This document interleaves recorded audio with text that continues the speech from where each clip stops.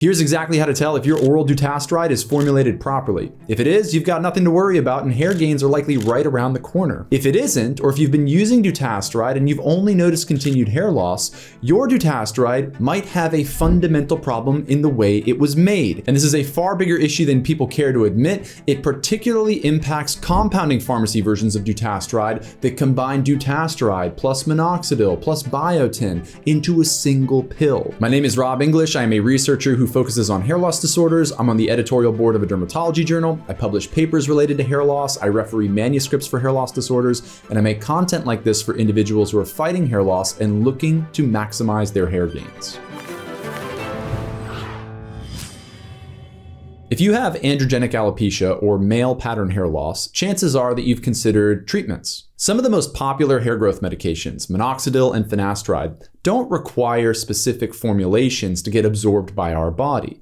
These things can be taken separately or compounded together or grinded up into powders. And oftentimes they're going to absorb roughly the same within your body and have roughly the same effects. The same is not true about oral Dutasteride. Oral Dutasteride has to be emulsified, oftentimes with mono and diglyceride, so that it can be absorbed by the body and then distributed to have an effect at the level of the hair follicles. And it's for this very reason that when Dutasteride was originally FDA approved for benign prostatic hyperplasia, it had to be formulated as a soft gel at 0.5 milligrams. That soft gel encapsulated liquid with mono and diglycerides to help the Dutasteride absorb. Fast forward decades later, Dutasteride is now one of the most popular off-label treatments for hair loss related to androgenic alopecia.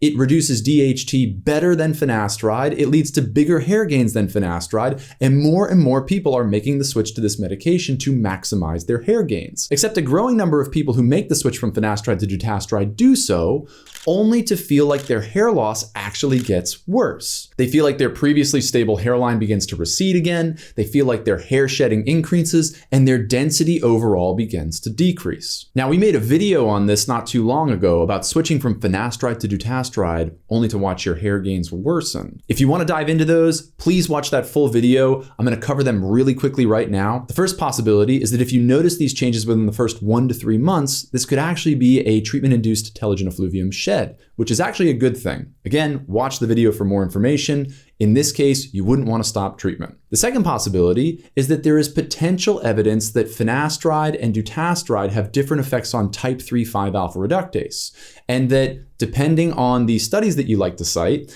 type 3,5-alpha reductase may be causally implicated in a subset of androgenic alopecia sufferers, and that finasteride could potentially do a little bit better job of targeting that versus Dutasteride. It is an extremely specific and extremely speculative hypothesis. Watch the video for more information. But the third possibility is the one that's most important. It's the topic of this video, and it's the one that I think is responsible for the overwhelming majority of cases of people who switch from finasteride to Dutasteride orally and just notice a worsening of their hair loss. It's that the Dutasteride that they bought is improperly formulated. Now, we've covered this topic extensively before. For more information, read our 2 posts about Dutasteride formulations.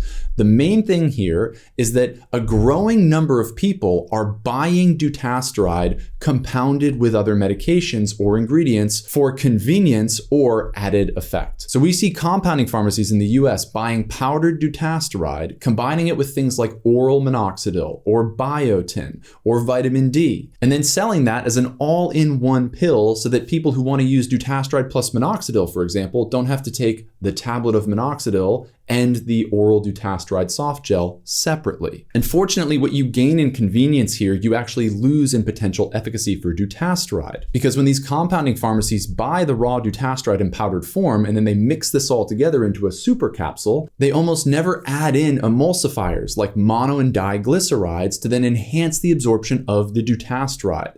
That's the exact reason why it's formulated in a soft gel in the first place. In fact, there are forum posts online where you can read about pharmacists who have gone in and felt like their switch from finasteride to Dutasteride hurt their hair gains, and they tested brands of their Dutasteride providers that were providing them in a capsuled form, only to discover that they weren't being properly emulsified, and that the effect wasn't as big as when they were previously using finasteride, which doesn't suffer from the same bioavailability concerns. Now, when we were starting our telehealth brand Ulo, ago, we were very concerned about this. We didn't want to sell a formulation of dutasteride that was compounded with minoxidil, for example, but that in doing so reduced the efficacy of dutasteride itself.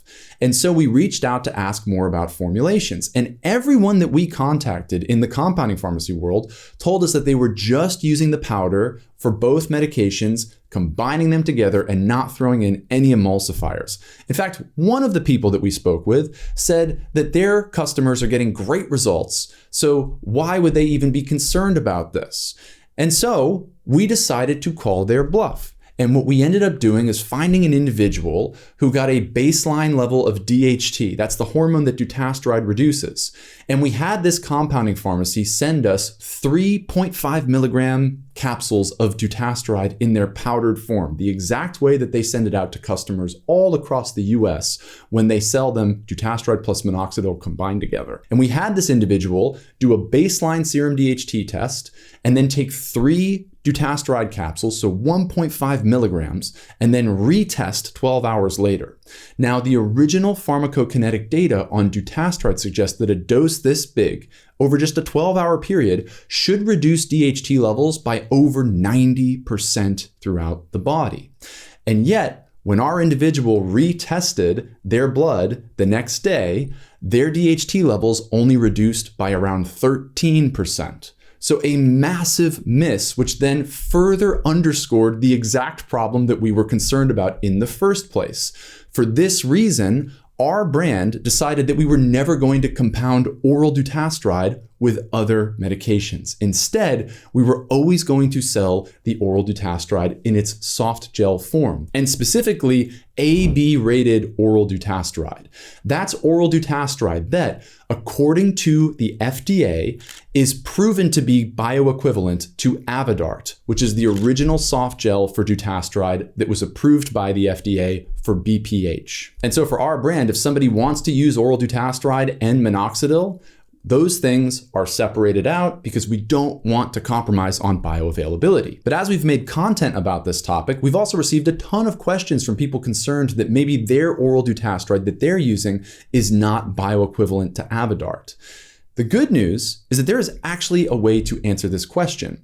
Having a soft gel oral dutasteride is a good benchmark because it's very likely that if it's formulated as a soft gel, the only reason that you do that is to include those mono and diglycerides in their liquid formulation. So a soft gel of oral dutasteride is usually a great indication that it's probably bioequivalent. But there is an even better way to do this, one that not only tracks soft gels, but any other form of oral dutasteride that has proven bioequivalence against Avodart by the FDA through pharmacokinetic testing. The FDA has something called an Orange Book. I will link it below. And if you search for the term dutasteride, you will see all of the names of companies and manufacturers who have submitted and proven that their oral dutasteride formulations are bioequivalent to Avodart. And this is so critical because that's the exact formulation that was studied not only for dutasteride effects on lowering DHT, that hormone causally linked to androgenic alopecia, but also the studies showing that dutasteride outperformed finasteride for treating androgenic alopecia. So you want bioequivalence. You want to make sure that the dutasteride that you are using is the same as the dutasteride in those clinical studies. And fortunately, the FDA publishes this information. I am going to link all of the names of the companies and manufacturers that have gone through this process and proven bioequivalence.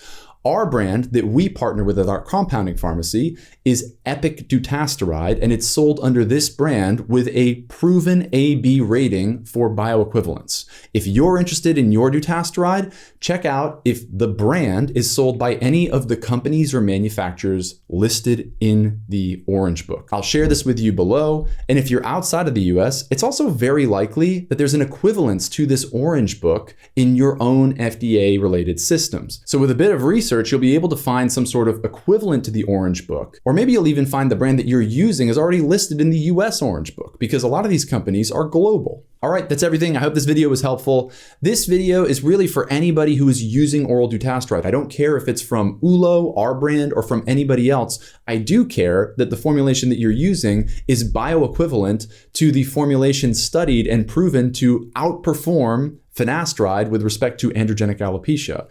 That's what matters most here, and I want to minimize the possibility that you're selling yourself short for something that you think should be more effective than, say, an FDA-approved medication at treating this condition. Okay, that's it for today. I hope this video was useful. I will see you next time, and have a great week.